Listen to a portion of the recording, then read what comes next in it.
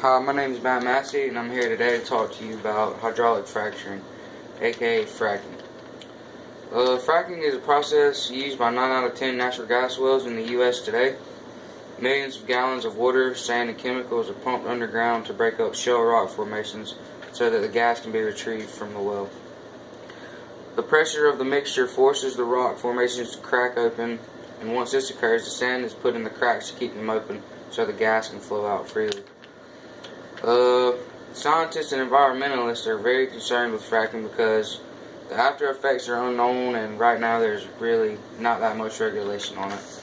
And one of the main concerns is water use. In 2010, the U.S. Environmental Protection Agency estimated that 70 to 140 billion gallons of water are used to fracture 35,000 wells in the United States each year. This is approximately the annual water consumption of 40 to 80 cities, each with a population of 50,000. Fracture treatments in coal bed methane wells use from 50,000 to 350,000 gallons of water per well, while deeper horizontal shale wells can use anywhere from 2 to 10 million gallons of water to fracture a single well. The extraction of so much water for fracking has raised concerns about the ecological impacts to aquatic resources, as well as the dewatering of drinking water aquifers. The second problem arises when you look into what is actually in the water being pumped into the rock formations. Toxic chemicals, in addition to large volumes of water, a variety of chemicals are used in hydraulic fracturing. The oil and gas industry and trade groups are quick to point out that chemicals typically make up just 0.5 to 2% of the actual water being used for fracturing. When millions of gallons of water are being used, however, that amount can be extremely large. We're talking anywhere from 80 to 330 tons of chemicals in a 4 million gallon fracturing operation. But these chemicals are potentially harmful to humans if ingested, so the problem is if one of these pipelines were to burst or to even just have one little small leak, miles of groundwater could become contaminated.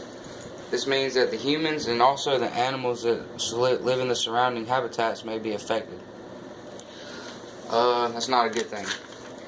Another point I would like to discuss is health concerns with fracking.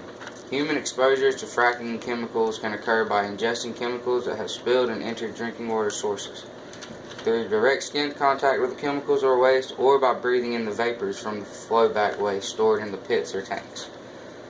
In 2010, Theo Colburn and 3 co-authors published a paper entitled Natural Gas Operations from a Public Health Perspective.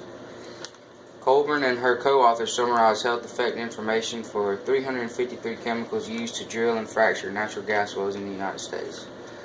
Chemicals used in fracking could have effects on the skin, the eyes and sensory organs, the respiratory system, gastrointestinal, and liver, also the brain, the nervous system, the immune system, including your kidneys, and also the cardiovascular system. It is said that some of the chemicals can even cause cancer and other ecological effects. Fracking is a $1 million industry and is saving the U.S. tons of money as far as oil and natural gas prices. Our gas prices are nowhere near what they were, and we're producing about as much as we were, say, 50 years ago. But strict regulation is needed, and further studies are also needed to be done to help ensure that we aren't going to be harming our own people in order to get the gas that we need. Thank you.